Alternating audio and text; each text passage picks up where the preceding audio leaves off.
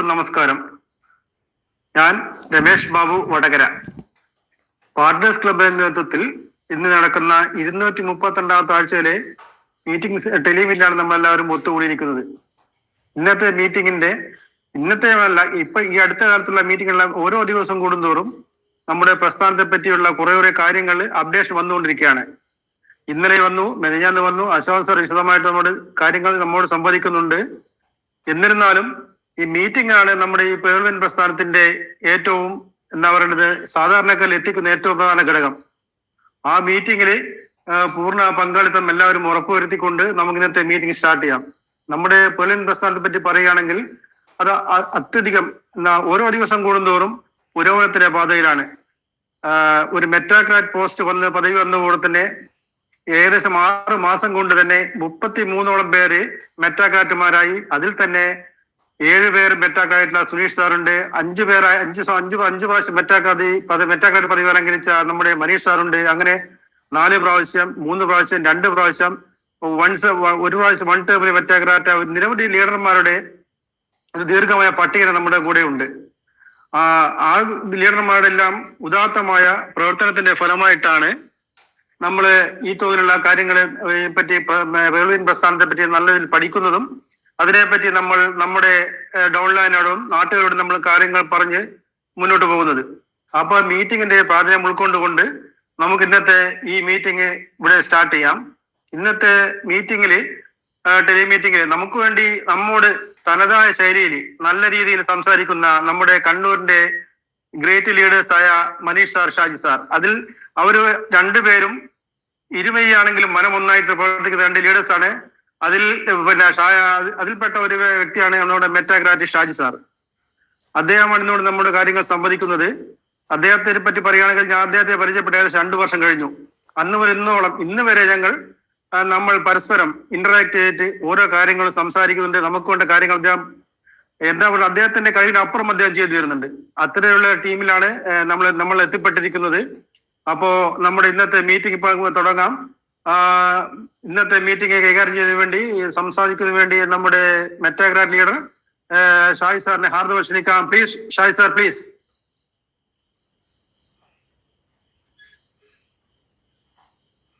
Shaji sir. Hello സാറേ. Okay sir, കേൾക്കാം. Okay sir. Thank you Rameshan sir. വളരെ സന്തോഷം. മെറ്റാക്രാറ്റ് രമേശൻ സാർ വടകര, അദ്ദേഹം കഴിഞ്ഞ മാസം മെറ്റാക്രാറ്റ് പദവിയിൽ എത്തിച്ചേർന്ന ഒരു ലീഡറാണ്. നമ്മുടെ പ്രസ്ഥാനവുമായി വളരെ പാഷനായിട്ട് പ്രവർത്തിക്കുന്ന ഒരു വ്യക്തിയാണ്. നമ്മോടൊപ്പം ഇന്ന് MC ചെയ്തുകൊണ്ടിരിക്കുന്ന നമ്മുടെ പ്രിയപ്പെട്ട രമേശൻ സാർ. അതിന് ഞാൻ അദ്ദേഹത്തിന് അഭിനന്ദനം അറിയിക്കുകയാണ്. ഒപ്പം ഇന്നത്തെ പ്രോഗ്രാമിൽ പങ്കെടുത്തുകൊണ്ടിരിക്കുന്ന എൻ്റെ എല്ലാ പ്രിയപ്പെട്ട പേൾവൻ അസോസിയേറ്റ്സിനെയും ഞാൻ സ്വാഗതം ചെയ്യുകയാണ്. ഇവിടെയൊക്കെ നല്ല മഴയുടെ ലക്ഷണങ്ങൾ ഒക്കെ ഉണ്ട്. മീറ്റിങ്ങിനിടയിൽ എന്തെങ്കിലും ഒരു സാങ്കേതിക തകരാറുകൾ സംഭവിക്കുന്നതാണെങ്കിൽ എല്ലാവരും ഒന്ന് ക്ഷമിക്കണം. കാരണം ഒരു സ്വാഭാവികമായിട്ട് ഈ ഒരു മഴക്കാലമാകുമ്പോൾ അങ്ങനെയുള്ള കാര്യങ്ങളൊക്കെ സാധാരണഗതിയിൽ സംഭവിക്കാറുണ്ട്. Okay, thank you. എന്തായാലും എന്നെ സംബന്ധിച്ച് ഏകദേശം 4-4.5 വർഷമായിട്ട് പേൾവൻ ഇന്റർനാഷണൽ എന്ന് പറയുന്ന ഈ പ്രസ്ഥാനത്തിന്റെ കൂടെ നിരന്തരം പ്രവർത്തിക്കുന്ന ഒരാളാണ്. കേരളത്തിൽ ഒരു തരംഗമായി മാറുന്നു എന്ന് നമ്മുടെ യൂട്യൂബ് വീഡിയോയിൽ ഞാൻ പറയുന്നത് വെറുതെ അല്ല. നമുക്കറിയാം, നമുക്കിന്ന് ഒട്ടനവധി വിജയിച്ച ലീഡേഴ്സിന്റെ നിരകളെ നമുക്ക് കാണാം. നമ്മുടെ രമേശ് സാറ് പറഞ്ഞതുപോലെ 33ഓളം മെറ്റാക്രാറ്റ് പദവിയിലേക്ക് എത്തിയ ലീഡേഴ്സ് നമുക്ക് ഇന്നുണ്ട്. അതിൽ 7 തവണ മെറ്റാക്രാറ്റ് പദവിയിലേക്ക് എത്തിയ എൻ്റെ പ്രിയപ്പെട്ട സുനീഷ് സാർ, അതുപോലെ തന്നെ 5 തവണ എത്തിയ മനീഷ് സാർ, 3 തവണ എത്തിയ നമ്മുടെ മെറ്റാക്രാറ്റ് ലീഡേഴ്സ്, 2 തവണ ക്വാളിഫൈ ആയ മെറ്റാക്രാറ്റ് ലീഡേഴ്സ്, 1 തവണ മെറ്റാക്രാറ്റ് ലീഡേഴ്സ് പദവിയിലെത്തിയ ലീഡേഴ്സ്. എല്ലാ ആളുകളും ആ ഒരു പദവിയിലേക്ക് എത്തിയിരിക്കുന്നത് എന്ന് പറയുന്നത് വളരെ ശക്തമായ, വളരെ വിശ്വാസത്തോടു കൂടിയുള്ള പ്രവർത്തനത്തിന്റെ ഭാഗമായിട്ടാണ്. ഒപ്പം അവർ കണ്ടക്ട് ചെയ്യുന്ന ടീമിനോടുള്ള അവരുടെ കമ്മിറ്റ്മെന്റ് കൂടി, അങ്ങനെയാണ് മെറ്റാക്രാറ്റ് പദവിയിലേക്ക് എത്തുന്നത്. ഇതിൽ പങ്കെടുത്തുകൊണ്ടിരിക്കുന്ന പല ആളുകൾക്കും, എല്ലാ ആളുകൾക്കും തന്നെ മെറ്റാക്രാറ്റ് പദവിയിലേക്ക് എത്താനുള്ള യോഗ്യതയുണ്ട് എന്ന് ഞാൻ വിശ്വസിക്കുന്നു. അവർ തുടർച്ചയായി അത് തെളിയിക്കുക എന്നുള്ളതാണ്. എന്നെ സംബന്ധിച്ച് എനിക്ക് അഭിമാനം തോന്നുന്ന ഒരു കാര്യം എന്ന് പറയുന്നത്, എന്റെയും മനീഷ് സാറിന്റെയും നേതൃത്വത്തിൽ കേരളത്തിൽ ആദ്യ കാലഘട്ടം മുതൽ തന്നെ പ്രവർത്തിച്ചു വന്ന ആളുകൾ എന്നുള്ള രീതിയിൽ എല്ലാ ആളുകളും നമ്മുടെ കൂടെ തന്നെ ഉള്ള ആളുകളാണ്. എങ്കിൽ പോലും നമ്മൾ താമസിക്കുന്ന പ്രദേശം, അതായത് കണ്ണൂർ ജില്ല എന്ന് പറയുന്ന പ്രദേശത്ത് താരതമ്യേന മൾട്ടി ലെവൽ മാർക്കറ്റിംഗിൽ വലിയ രീതിയിലുള്ള മുന്നേറ്റങ്ങളൊന്നും ഇല്ലാത്ത ഒരു മണ്ണാണ് എന്ന് വേണമെങ്കിൽ പറയാം. ഞാൻ ഉദ്ദേശിച്ചത് തൃശ്ശൂര്, കോഴിക്കോട് ആ ഭാഗത്തെ അപേക്ഷിച്ചാണ് ഇല്ല എന്നുള്ള തരത്തിലില്ല.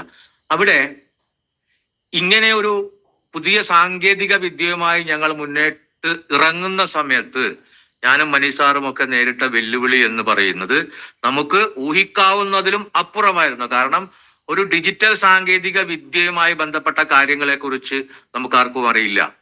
അപ്പോ അത്തരം കാര്യങ്ങളുമായി മുന്നോട്ട് പോകുമ്പോൾ ഞാനും മനീഷ് സാറും നേരിട്ട വെല്ലുവിളികളെ അതിജീവിച്ചുകൊണ്ട് നമുക്ക് നമ്മുടെ ഒക്കെ പ്രിയപ്പെട്ട അശോകൻ സാറും കണ്ണൻ സാറിന്റെ ഒക്കെ പൂർണ്ണമായ പിന്തുണയോടുകൂടി ഇന്ന് നമുക്ക് 16 മെറ്റാക്രാറ്റുകളെ സൃഷ്ടിക്കാൻ നമുക്ക് കണ്ണൂരിൽ നിന്ന് സാധിച്ചു എന്നുള്ളത് ഏറ്റവും അഭിമാനത്തോടെ ഞാൻ ഇവിടെ ഈ ഒരു പ്രോഗ്രാമിൽ പറയുകയാണ്. ഇനിയും നമുക്ക് ഏകദേശം 3-4 പേര് ഈ മാസം ആവാനുണ്ട്. ഏകദേശം 10-20 മെറ്റാക്രാറ്റ് ലീഡേഴ്സിനെ നമുക്ക് വളർത്തിയെടുക്കാൻ കഴിഞ്ഞു എന്നതിലാണ് ഞാൻ ഏറ്റവും വലിയ രീതിയിൽ അഭിമാനിക്കുന്നത്. കാരണം ഇന്നലെ നമ്മുടെ അശോകൻ സാറിന്റെ മീറ്റിംഗ് എല്ലാ ആളുകളും വളരെ നന്നായി ശ്രദ്ധിച്ചു കാണും.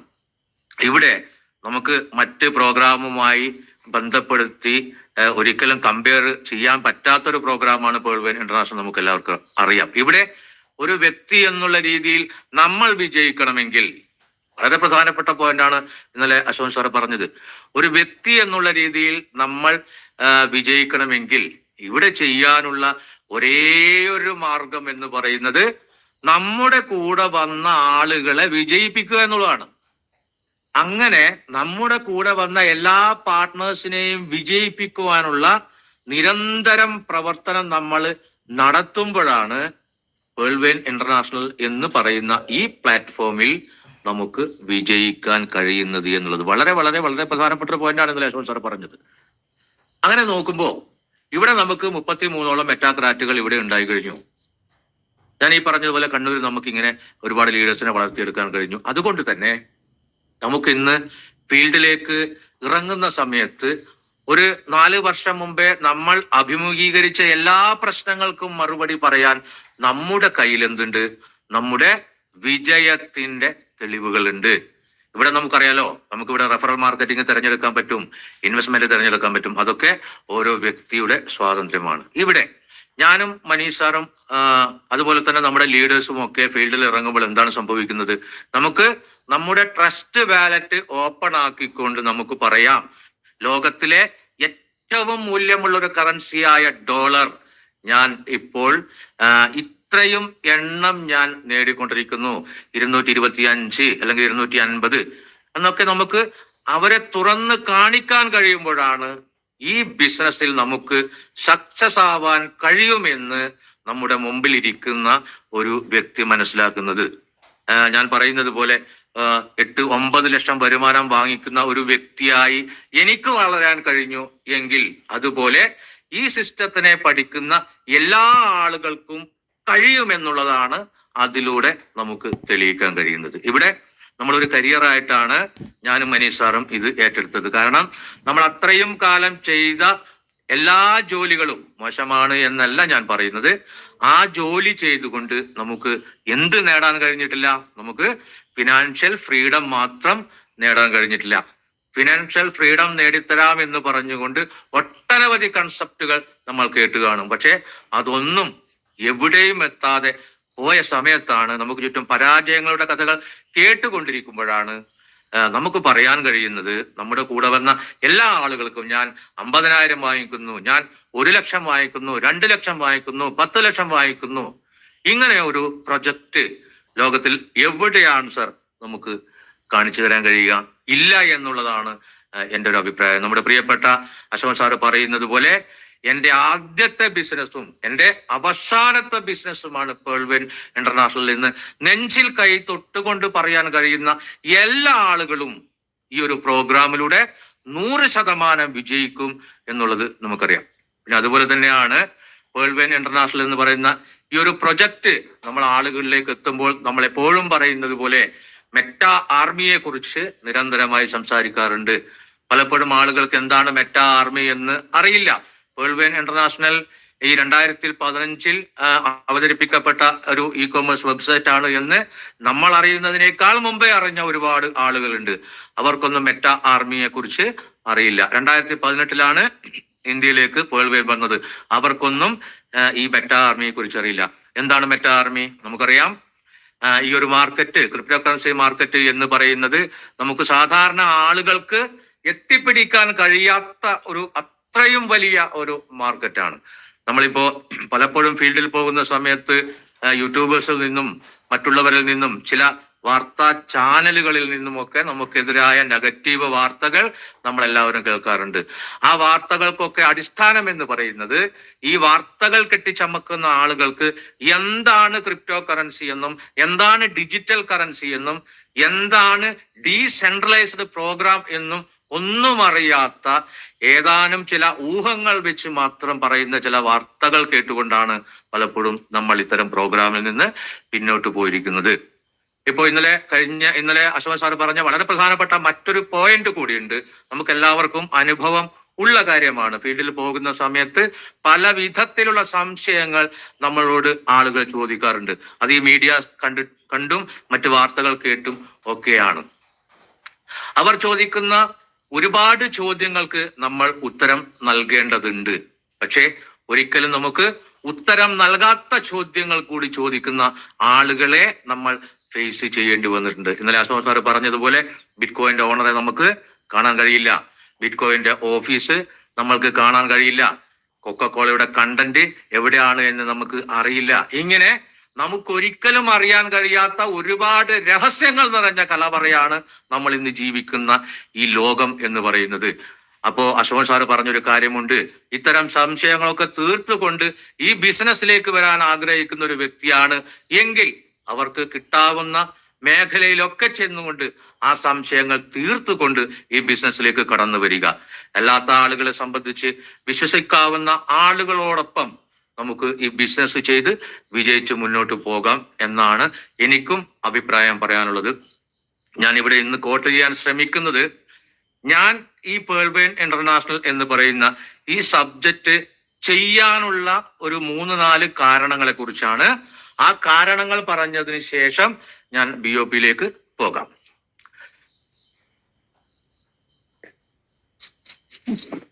അതിൽ വളരെ പ്രധാനപ്പെട്ട 3-4 കാരണങ്ങളാണ്.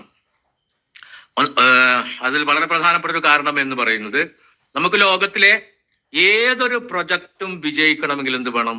നമുക്കതിന് വ്യക്തമായ റിസർവ് ഫണ്ട് വേണം. ഇവിടെ നമ്മുടെ ലീഡേഴ്സ് എല്ലാ മീറ്റിങ്ങിലും ആവർത്തിച്ച് പറയുന്നതാണ്, നമുക്ക് 6 പ്രൊജക്റ്റുകളാണുള്ളത്. ആ 6 പ്രൊജക്റ്റുകൾ നടപ്പിലാക്കാൻ വേണ്ടി സിസ്റ്റം നമുക്ക് ഏകദേശം 9 ലക്ഷം കോടിയാണ് റിസർവ് ഫണ്ട് വെച്ചിരിക്കുന്നത് എന്നുള്ളതാണ്. അപ്പോ ഞാൻ ഈ ഒരു ബിസിനസ് ഏറ്റെടുത്ത് ചെയ്യാനുള്ള വളരെ പ്രധാനപ്പെട്ട ഒരു കാരണം എന്ന് പറയുന്നത് ഈ റിസർവ് ഫണ്ട് തന്നെയാണ്. രണ്ടാമത്തെ കാര്യം എന്ന് പറയുന്നത്, നമ്മൾ ഇന്നുവരെ കണ്ട എല്ലാ പ്രോഗ്രാമുകളും, പ്രത്യേകിച്ച് ഫിനാൻഷ്യൽ പ്രോഗ്രാം എന്ന് പറയുന്നത് സെൻട്രലൈസ്ഡ് സിസ്റ്റത്തിൽ പ്രവർത്തിക്കുന്നവയാണ്.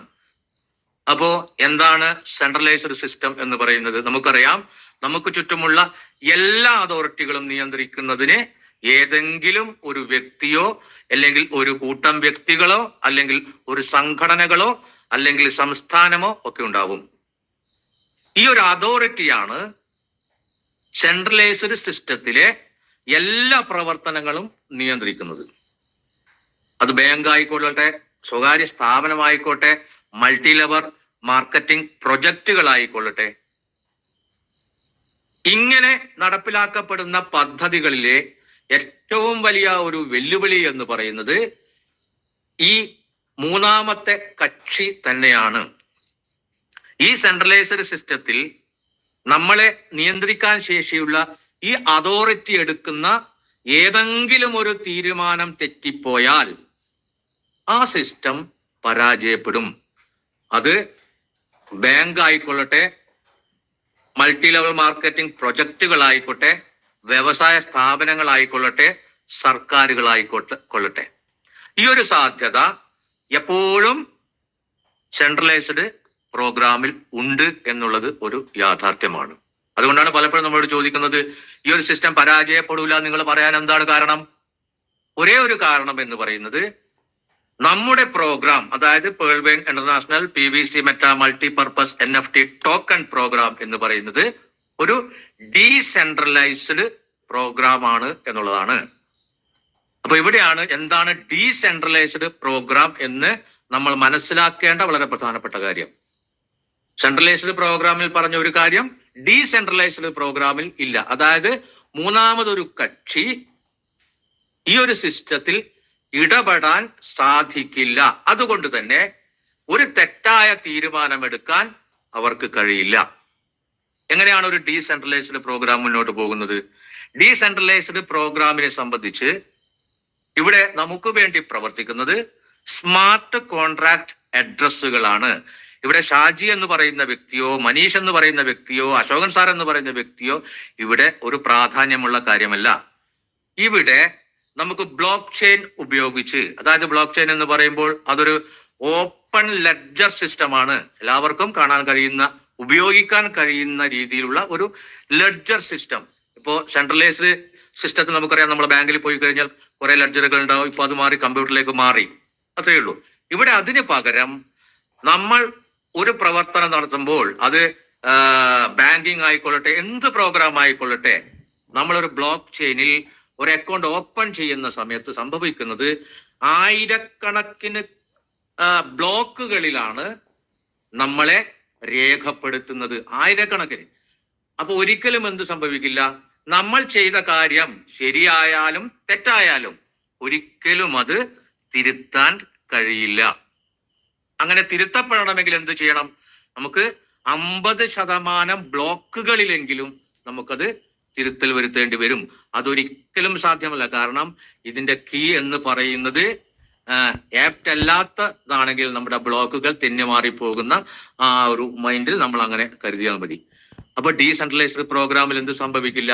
ഒരിക്കലും ഒരു പരാജയം ഉണ്ടാവാൻ സാധ്യതയില്ല എന്ന ഒരു തിരിച്ചറിവ് കൂടിയാണ് ഞാൻ ഈ PVC മെറ്റ എന്ന് പറയുന്ന പ്രോഗ്രാം ഏറ്റെടുത്ത് ചെയ്യാനുണ്ടായ വളരെ വളരെ പ്രധാനപ്പെട്ട ഒരു കാര്യം.